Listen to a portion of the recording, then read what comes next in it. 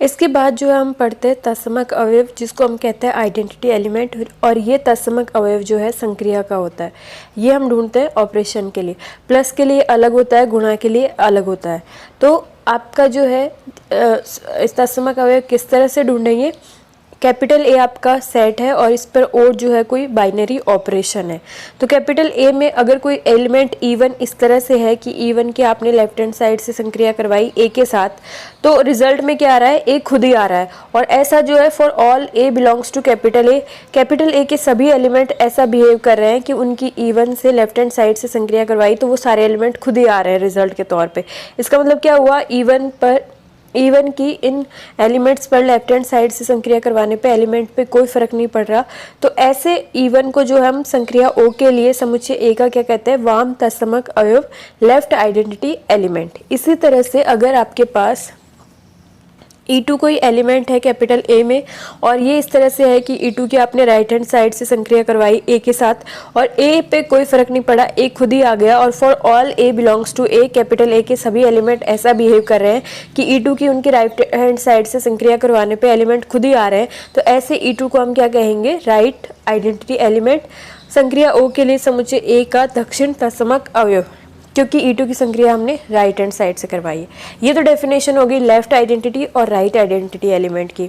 लेकिन proper identity element क्या होता है, समुच्चय A पर कोई एलिमेंट है E, वो संक्रिया A के लिए यदि वाम और दक्षिण यानी राइट और लेफ्ट हैंड साइड दोनों तरह से वो आइडेंटिटी एलिमेंट है, तो ऐसे एलिमेंट को हम क्या कहेंगे, आइडेंटिटी एलिमेंट तत्समक अवयव संक्रिया O के लिए सेट A का।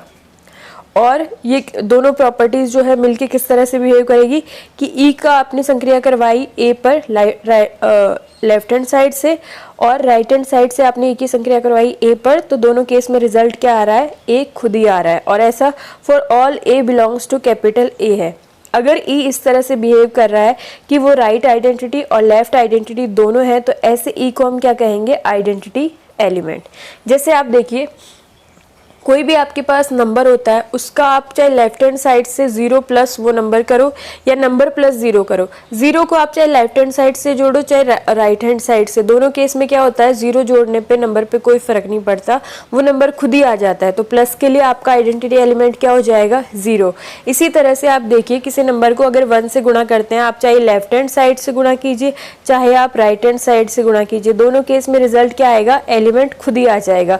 तो जो 1 होता है वो गुणा के लिए क्या होता है, तत्समक अवयव। इस तरह से हम इस वाली प्रॉपर्टी का यूज करके तत्समक अवयव ढूंढ सकते हैं।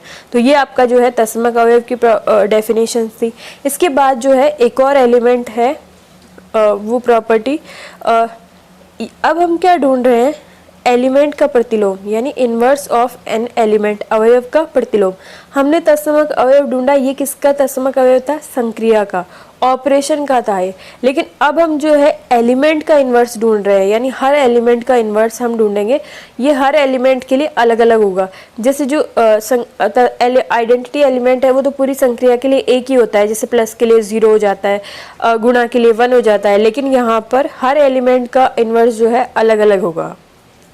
तो इसकी डेफिनेशन हम पढ़ लेते हैं। मान लीजिए आपके पास कैपिटल A सेट है, इस पर O कोई बाइनरी ऑपरेशन है और स्मॉल e जो है आपका तत्समक अवयव है, यानी स्मॉल e जो है वो इस तरह से बिहेव कर रहा है। तो आपके पास कोई एलिमेंट है A और A का आप क्या ढूंढना चाहते हो, इनवर्स प्रतिलोम ढूंढना चाहते हो। तो हम कह रहे हैं कि कैपिटल A में B1 जो है एलिमेंट इस तरह से है कि B1 की आपने संक्रिया करवाई A पर लेफ्ट हैंड साइड से और B1 की लेफ्ट हैंड साइड से A से संक्रिया करवाने पे इधर आपके पास आइडेंटिटी आ रही है। तो A को हम क्या कहेंगे, लेफ्ट इनवर्स, B1 को हम क्या कहेंगे, A का लेफ्ट इनवर्स। जैसे आपके पास 2 है और मैं यहाँ पर -2 इधर से ऐड कर दूँ तो यहाँ क्या आ जाएगा, 0। 0 क्या है, प्लस की आइडेंटिटी। तो 2 का जो है प्लस के लिए इन्वर्स क्या हो जाएगा, -2। तो लेकिन -2 जो है इन्वर्स नहीं होके कौन सा इन्वर्स होगा, लेफ्ट इन्वर्स, क्योंकि हमने जो है यहाँ पर -2 की संक्रिया लेफ्ट हैंड साइड से करवाई है। तो ये आपकी लेफ्ट इन्वर्स की डेफिनेशन है। इसी तरह से मान लीजिए कोई दूसरा एलिमेंट है B2, ये कैपिटल A का एलिमेंट है और B2 की संक्रिया आपने A पर राइट हैंड साइड से करवाई, तो आपके पास इधर आइडेंटिटी एलिमेंट आ जाता है। तो B2 को हम A का क्या कहते हैं, राइट इनवर्स। जैसे आपके पास 2 यहाँ पे और यहाँ पे आप राइट हैंड साइड से -2 की इसके साथ संक्रिया करवाओ तो रिजल्ट क्या आएगा 0। तो -2 इस केस में 2 का क्या हो जाएगा राइट इनवर्स। तो ये लेफ्ट इनवर्स और राइट इनवर्स की डेफिनेशन है। अब आपके सेट का एक एलिमेंट बी जो है वो इस तरह से है कि वो एलिमेंट ए का संक्रिया ओ के लिए प्रतिलोम होता है अगर वो लेफ्ट इनवर्स और राइट इनवर्स दोनों है ए का।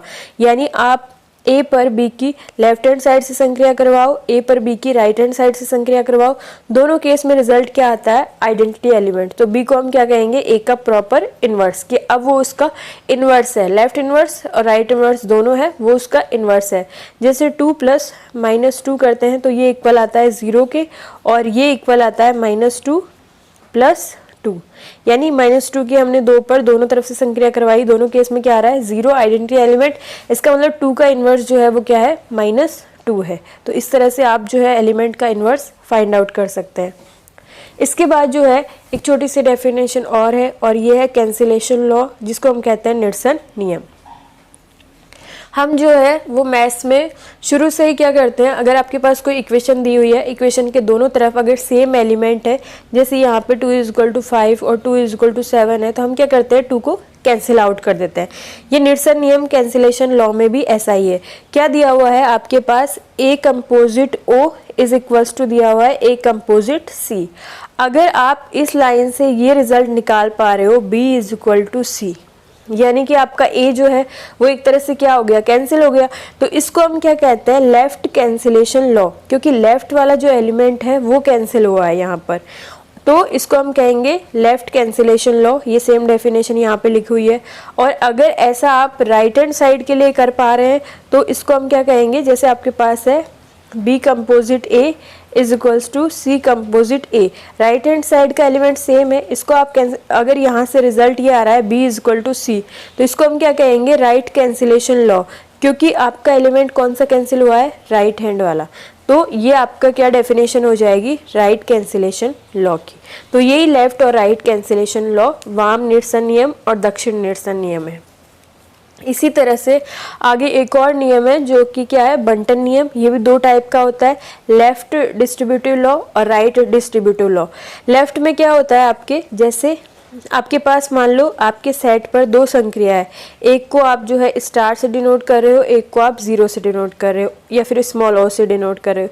तो अगर आपके पास ये इस तरह से है और अगर आप इसको ये लिख पा रहे हो AOB स्टार और यहाँ पे क्या आएगा AOC, तो आप देखिए यहाँ पर जो O था वो ब्रैकेट के अंदर क्या हो गया डिस्ट्रीब्यूट हो गया, लेफ्ट हैंड साइड वाला एलिमेंट ब्रैकेट के अंदर जाके क्या हो गया डिस्ट्रीब्यूट हो गया। तो इसको हम क्या कहेंगे लेफ्ट डिस्ट्रीब्यूटिव लॉ। अगर आपका A जो है यहाँ पे ब्रैकेट के अंदर जाके डिस्ट्रीब्यूट हो जाता है और A लेफ्ट हैंड साइड में है, तो इसको हम क्या कहते हैं लेफ्ट डिस्ट्रीब्यूटिव लॉ वाम बंटन नियम। अगर आप इसको ओपन करके इस तरह से लिख पा रहे हो AOB star AOC for all ABC belongs to capital A, यानी सेट के सभी एलिमेंट इस प्रॉपर्टी को अगर सेटिस्फाई कर रहे हैं तो इसको हम कहते हैं वाम distribution law left distributive law.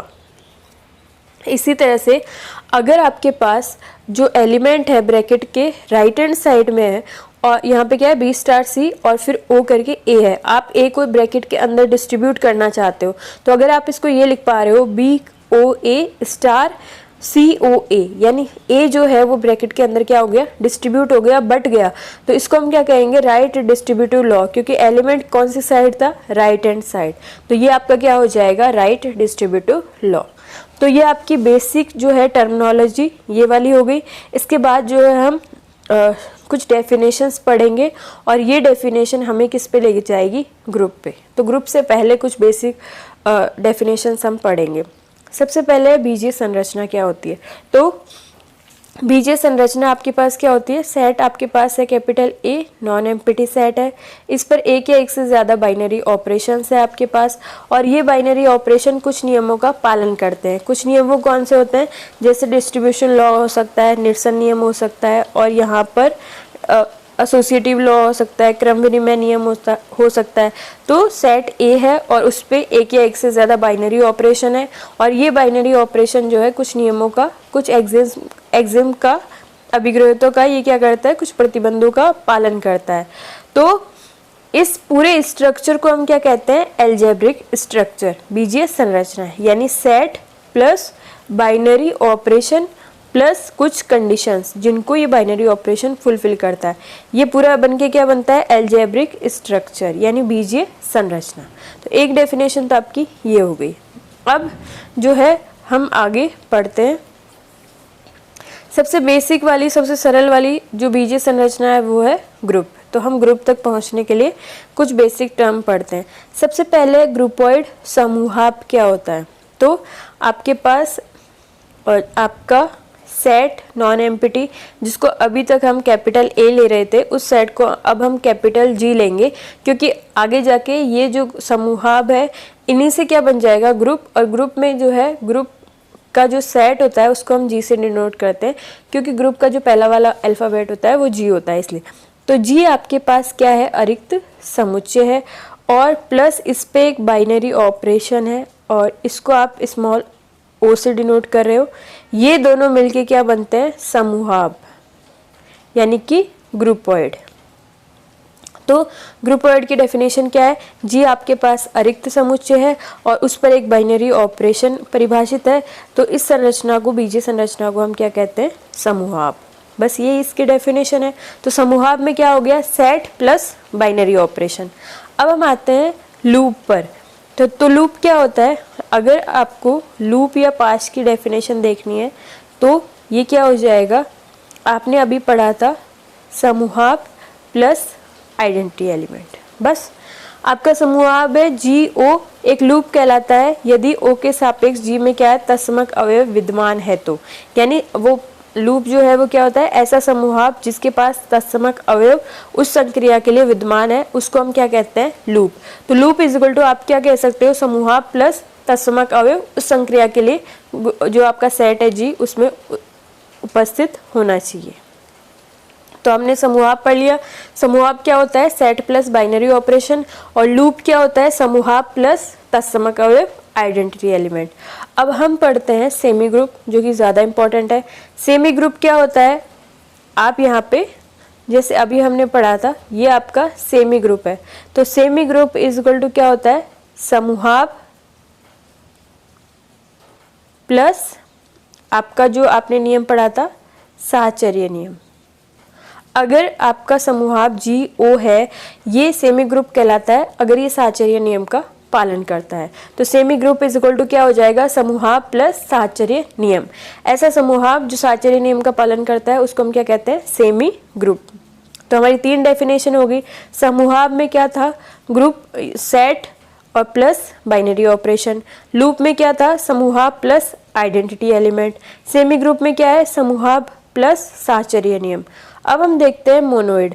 Monoid जो है आपका बनेगा सेमी ग्रुप से। तो आप जो है यहाँ पर अगर मोनोइड को समझना चाहते हैं तो मोनोइड इज इक्वल्स टू है semi group plus identity element. ऐसा सेमी ग्रुप जिसके पास उस संक्रिया के लिए आइडेंटिटी एलिमेंट तत्समक अवयव उपस्थित है, ऐसे सेमी ग्रुप को हम क्या कहते हैं, मोनोइड। देखिए सेमी ग्रुप जी ओ एक मोनोइड कहलाता है यदि जी में संक्रिया ओ के सापेक्ष जो है तत्समक अवयव विद्यमान है, तो इसको हम क्या कहते हैं, monoid. Monoid is equal to क्या हो जाएगा, semi group plus identity element. तो ये आपके जो है चार डेफिनेशंस है। समूहाब क्या होता है, सेट प्लस बाइनरी ऑपरेशन। जैसे आपका z माइनस के साथ हो जाएगा, n प्लस के साथ हो जाएगा, n माइनस के साथ हो जाएगा, और यहाँ पे z गुणा के साथ हो जाएगा, n गुणा के साथ। ये क्या है, समूहाब। इनमें आपके पास अरिक्त समुच्चय है प्लस बाइनरी ऑपरेशन है, दो ही चीज़ें हैं। उसके बाद हमने क्या पढ़ा, लूप या फिर पाश। लूप पाश में क्या होता है, समूहाब तो होता ही है, उसके साथ आइडेंटिटी एलिमेंट भी होता है। जैसे z प्लस, क्योंकि जीरो प्लस के लिए आइडेंटिटी जीरो z में है, z माइनस क्योंकि माइनस के लिए आइडेंटिटी जीरो भी इसमें है, z गुणा क्योंकि गुणा के लिए वन आइडेंटिटी इसमें है, n यहाँ पे गुणा क्योंकि n के लिए गुणा के लिए जो आइडेंटिटी एलिमेंट है वन वो इसमें है। लेकिन आप n प्लस नहीं लिख सकते क्योंकि प्लस के लिए आइडेंटिटी एलिमेंट जीरो जो है n में नहीं है। तो ये किसके एग्जाम्पल हो गए, आपके लूप के। उसके बाद आपने पढ़ा सेमी ग्रुप। सेमी ग्रुप क्या होता है, समूहाब प्लस वो साहचर्य नियम का पालन करता हो। तो n प्लस n गुणा z प्लस q प्लस, ये सब इसके एग्जाम्पल है। और मोनोइड में क्या होता है, आपका semi group plus identity element अगर आपको मिल जाता है तो ऐसे सेमी ग्रुप को हम क्या कहते हैं, मोनोइड। अब ये हमने 4 डेफिनेशंस पढ़ ली। अब हम पढ़ते हैं हमारी मेन डेफिनेशन जो क्या है, ग्रुप है। तो ग्रुप बनाने के लिए आपको सबसे पहले चाहिए एक अरिक्त समुच्चय जिसको आप नाम दे रहे हो कैपिटल जी। कैपिटल जी आपका अरिक्त समुच्चय है और स्मॉल ओ जो है जी पर कोई संक्रिया है। अगर आप इस संक्रिया को यहाँ पे लिख देते हो बाइनरी ऑपरेशन तो आपको पहली वाली कंडीशन लिखने की ज़रूरत नहीं है। हम पहली वाली कंडीशन लिखेंगे, इसलिए अभी हमने इसको सिर्फ कहा है संक्रिया। जी अरिक्त समुच्चय है, इसके साथ एक संक्रिया है ओ। यदि ये इन चारों नियमों का पालन करता है तो ये क्या हो जाएगा, ग्रुप। जी और ओ मिलके इन चारों नियम का पालन करते हैं तो जी ओ क्या हो जाएगा, एक ग्रुप। अब पहला नियम कौन सा है, समरत नियम। समरत नियम का मतलब क्या है कि आपका ये जो ओ है वो बाइनरी ऑपरेशन होना चाहिए, या जी जो है इसके लिए क्या होना चाहिए, जैसा हमने शुरू में पढ़ा था, जी ओ के लिए क्या होना चाहिए, समरत होना चाहिए, क्लोज्ड होना चाहिए। तो ओ क्या हो जाएगा, बाइनरी ऑपरेशन। तो पहली प्रॉपर्टी क्या है, समरत नियम। इसका मतलब है जी ओ के लिए समरत होना चाहिए, क्लोज्ड होना चाहिए, या फिर जो है ओ आपका बाइनरी ऑपरेशन होना चाहिए।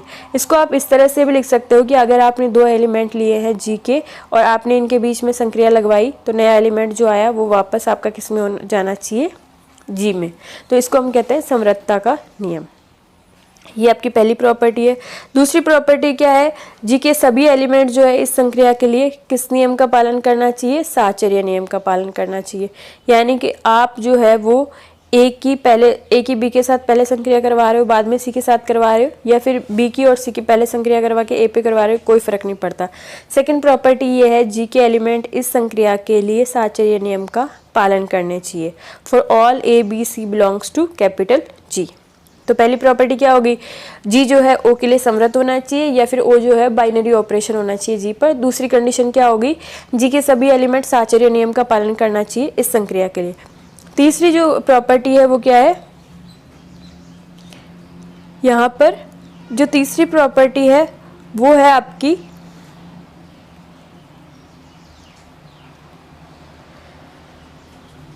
तत्समक अवयव। तत्समक अवयव अभी हमने पढ़ा था। तो हमारे पास क्या है, आपकी जो संक्रिया है ओ, उसके लिए आपके पास तत्समक अवयव ई जो है वो विद्यमान होना चाहिए। तो यहाँ पर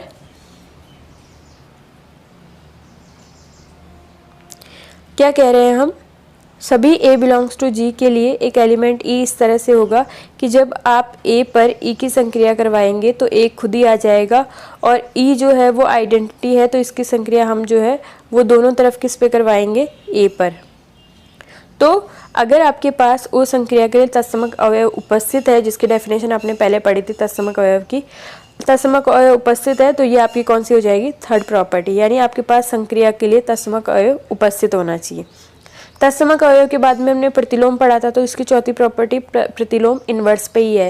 यानी for all A belongs to G, G के प्रत्येक एलिमेंट ए के लिए देयर एग्जिस्ट, जी के पास दूसरा एलिमेंट बी इस तरह से होना चाहिए कि जब आप ए की संक्रिया बी पे करवाते हो, चाहे आप लेफ्ट हैंड साइड से करवाओ चाहे आप राइट हैंड साइड से, दोनों केस में रिजल्ट क्या आएगा, आइडेंटिटी। इसका मतलब ए बी जो है वो ए का क्या है, इन्वर्स है। यानी आपके पास ग्रुप के हर एलिमेंट का इन्वर्स जो है विद्यमान होना चाहिए।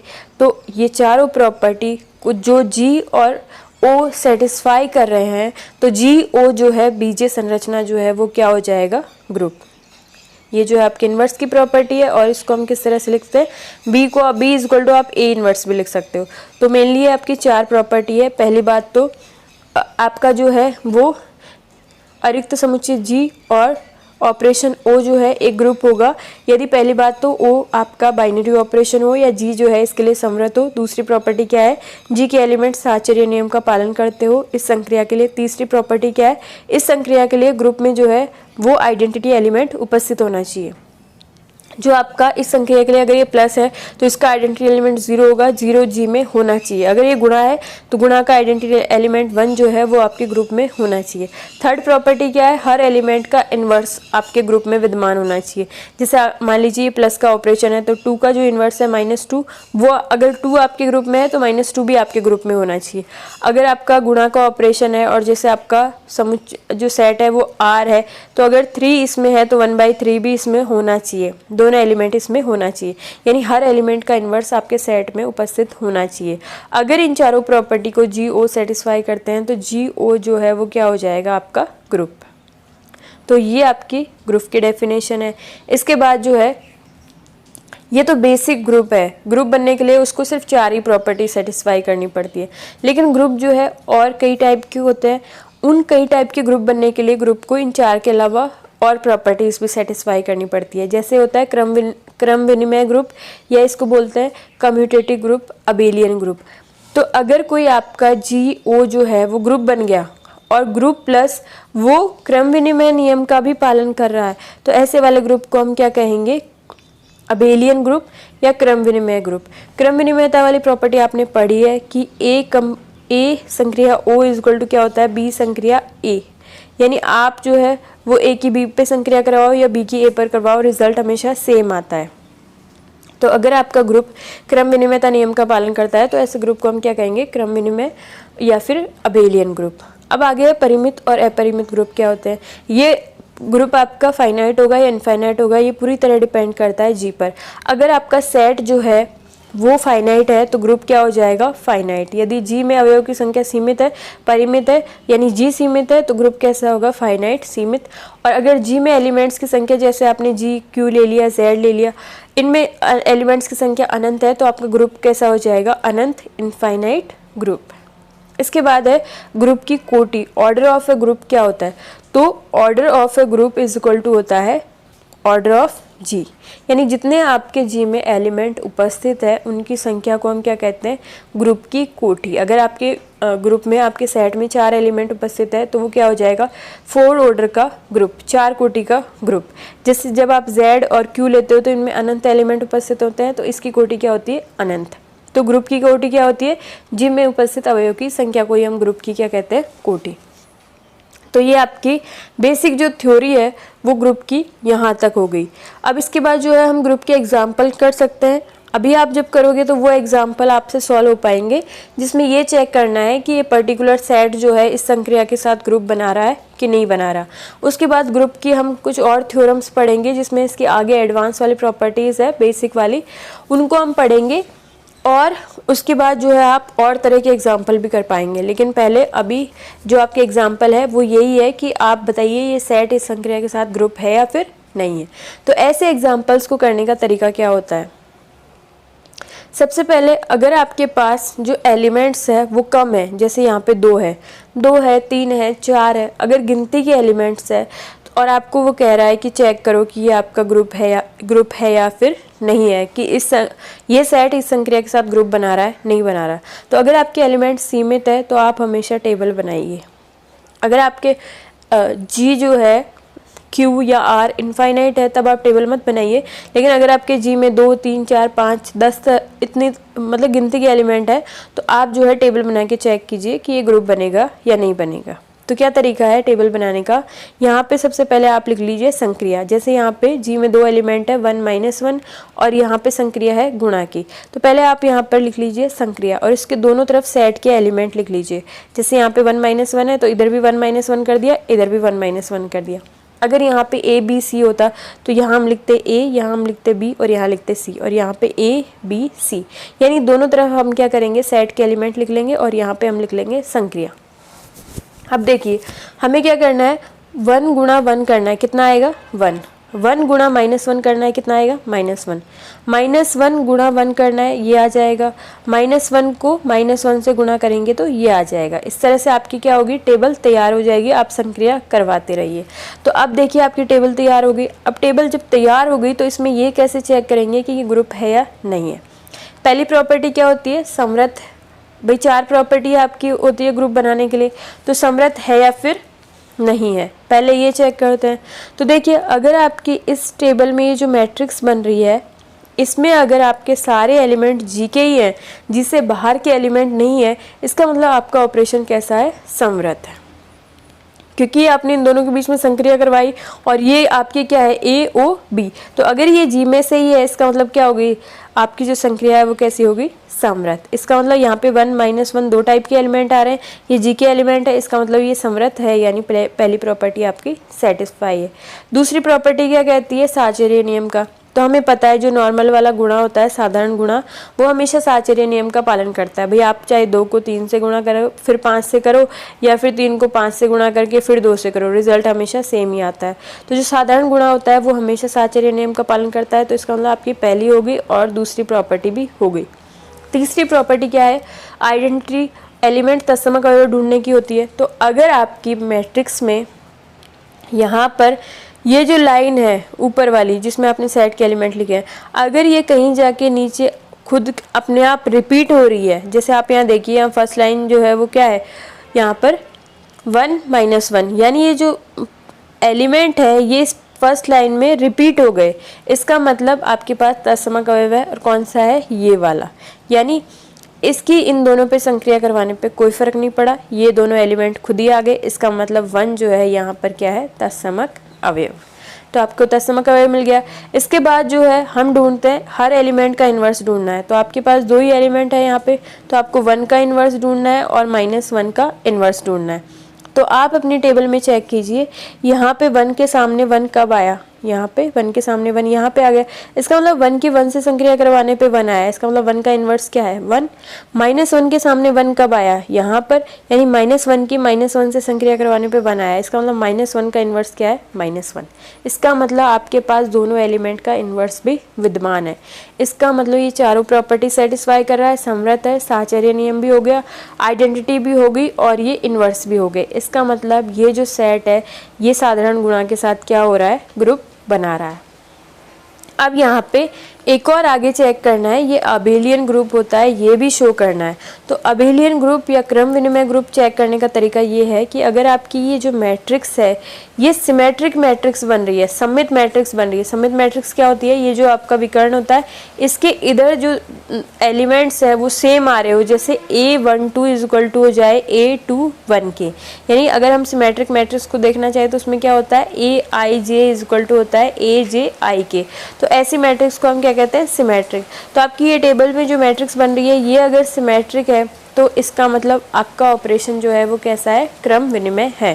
तो यहाँ देखिए ये आपका विकर्ण है, इसके दोनों तरफ एलिमेंट क्या आ रहे हैं? सेम। इसका मतलब आपका जो ऑपरेशन है वो कैसा है? क्रम विनिमय है। इसका मतलब ये ग्रुप है प्लस क्रम विनिमयता का भी पालन करता है। तो ये ग्रुप कैसा हो गया? Abelian group. इसके बाद जो है ये जो थ्योरी मैंने आपको बोल के बताई ये आप एग्जाम में लिख के आएंगे इस तरह से। ये 3 कोटि का ग्रुप है, ये भी आप चेक कर सकते हैं। ये 4 कोटि का ग्रुप है। तो देखिए टेबल इन्होंने बनाई ली, यहाँ पे संक्रिया लिखी, यहाँ पे चारों एलिमेंट इधर लिखे, चारों एलिमेंट यहाँ लिखे और इनको जो है वो गुणा कर दिया। 1 को 1 से किया 1 आया, 1 को -1 से किया -1 आया, पूरी टेबल बन गई। इसके बाद चेक कैसे करते हैं?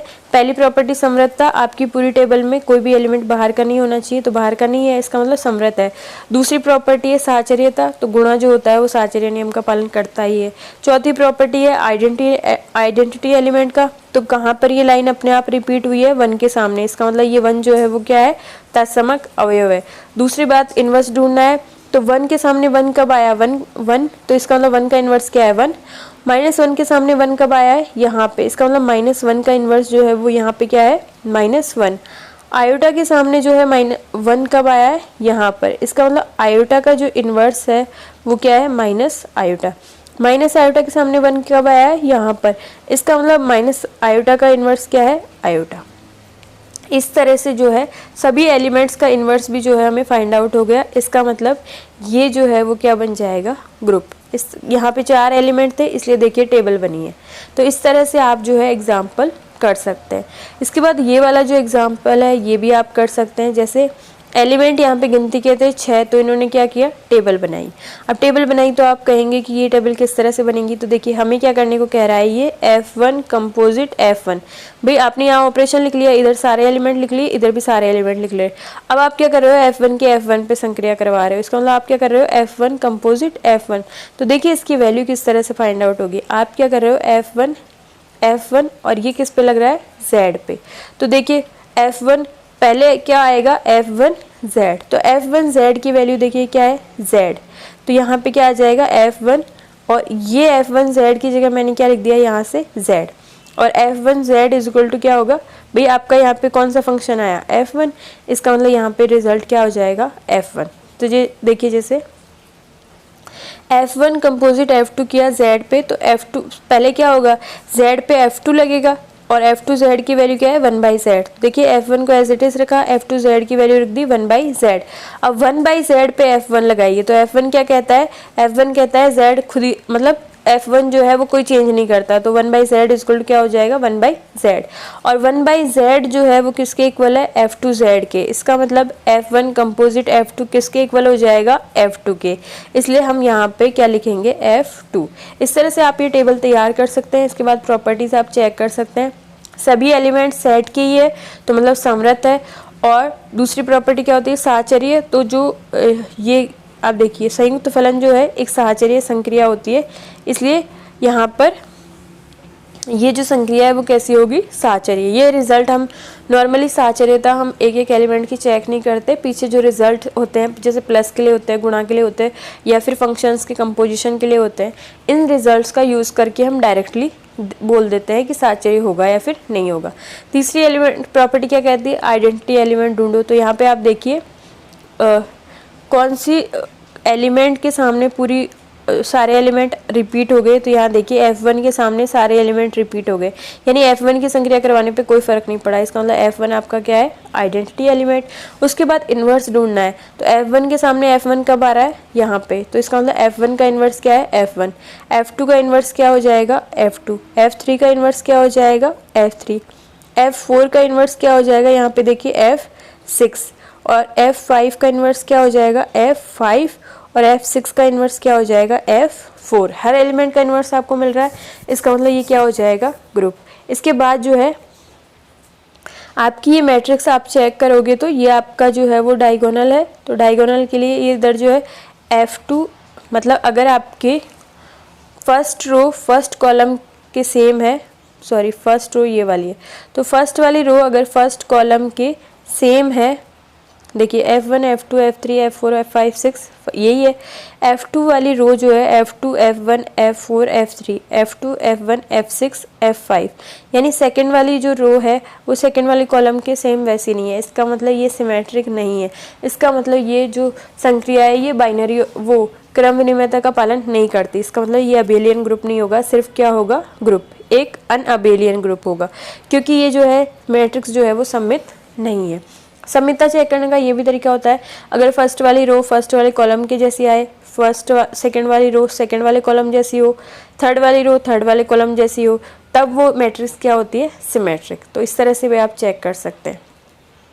इसके बाद देखिए अनंत ग्रुप के एग्जाम्पल बता रखे हैं, आपको बताना है Z जो है वो प्लस के लिए ग्रुप बनाता है, ये आपको शो करना है। और Z क्या है, यहाँ पर पूर्णांकों का समुच्चय है। तो देखिए पहली प्रॉपर्टी क्या चेक करनी है, Z जो है प्लस के लिए समृत होना चाहिए। तो दो इंटीजर्स को जब आप गुणा करते हो, दो पूर्णांकों का योग सदैव एक पूर्णांक होता है, इसका मतलब Z जो है वो प्लस के लिए समृत है। साहचर्य नियम का पालन, जो इंटीजर्स होते हैं वो हमेशा साधारण योग के लिए साहचर्य नियम का पालन करते ही हैं। आइडेंटिटी एलिमेंट, तो प्लस के लिए आइडेंटिटी एलिमेंट क्या हो जाएगा, 0। 0 Z में होता भी है, तो यानी प्लस के लिए आइडेंटिटी आपके सेट में है। इसके बाद जो है इन्वर्स क्या होगा, अगर आप A आपका एलिमेंट है तो यहाँ पे माइनस A क्या होगा, ये भी Z में होगा। अगर 2 आपके Z में है तो -2 भी Z में होगा। और इन दोनों का आप प्लस करोगे तो क्या आएगा, 0, क्योंकि ये इसका क्या है, इन्वर्स। यानी हर एलिमेंट A का इन्वर्स -A होगा और -A आपके Z में विद्यमान होगा। इसका मतलब हर एलिमेंट का इन्वर्स विद्यमान है। इसका मतलब जो है इन्वर्स वाली प्रॉपर्टी भी सेटिस्फाई होगी, तो Z प्लस क्या हो जाएगा, ग्रुप। इसके बाद जो है ग्रुप हो गया। इसके बाद आप देखिए दो इंटीजर्स को आप कैसे भी जोड़िए, A प्लस B कीजिए, B प्लस A कीजिए, रिजल्ट हमेशा सेम आता है। तो Z जो है इस वजह से अबेलियन ग्रुप भी हो जाता है, क्योंकि वो क्रम विनिमयता का पालन करता है। तो इस तरह से आप ये Z प्लस के लिए देख सकते हैं। अब R प्लस जो है जिसमें पॉजिटिव रियल नंबर है, इनको आप साधारण गुणा के लिए खुद करके देखिएगा कि ये क्रम विनिमय ग्रुप बनता है या नहीं बनता है। इसके बाद जो है जो नॉन ज़ीरो कॉम्प्लेक्स नंबर्स है C0, वो जो है सम्मिश्र संख्याओं के गुणन के लिए अबेलियन ग्रुप बनाते हैं। ये भी जो है आप चेक करके देखिएगा। इसके बाद जो है थर्ड टाइप के क्वेश्चन आते हैं, जिनमें क्या होता है, आपको संक्रिया खुद से बना के दी हुई होती है। जैसे अभी तक जो संक्रिया आई थी प्लस, वो हम हमेशा से पढ़ते आ रहे हैं, नॉर्मल प्लस था, गुणा भी नॉर्मल था। लेकिन अगर आपकी संक्रिया अलग तरह से परिभाषित है, जैसे यहाँ पे दे रखा है ए स्टार बी जो है इसका मतलब है A plus B minus A B. तो ऐसी वाली संक्रिया अगर आपको दे रखी है तो इन क्वेश्चंस को आप कैसे करोगे? तो देखिए यहाँ पर सेट आपका जी क्या है, 1 के अतिरिक्त सभी परिमेय संख्या यानी q माइनस 1, ये आपका सेट है, ये आपका जी है। इस सेट पर ये स्टार संक्रिया है। हमें ये दिखानी है कि जी जो है ये आपका जो सेट है ये इस स्टार संक्रिया के लिए क्रम विनिमय ग्रुप है, ये हमें दिखाना है। तो जब आपको संक्रिया इस तरह से परिभाषित कर रखी है तब आपको टेबल नहीं बनानी, टेबल तो वैसे भी नहीं बनेगी क्योंकि आपका ग्रुप जो है वो क्या है, इनफाइनाइट है। तो ऐसे वाले को किस तरह से करना है, देखिए सबसे पहले हमें ये ढूंढना है कि समृद्ध होगा या नहीं होगा। तो देखिए ए स्टार बी जो है वो क्या कह रहा है, A plus B minus A B, ठीक है।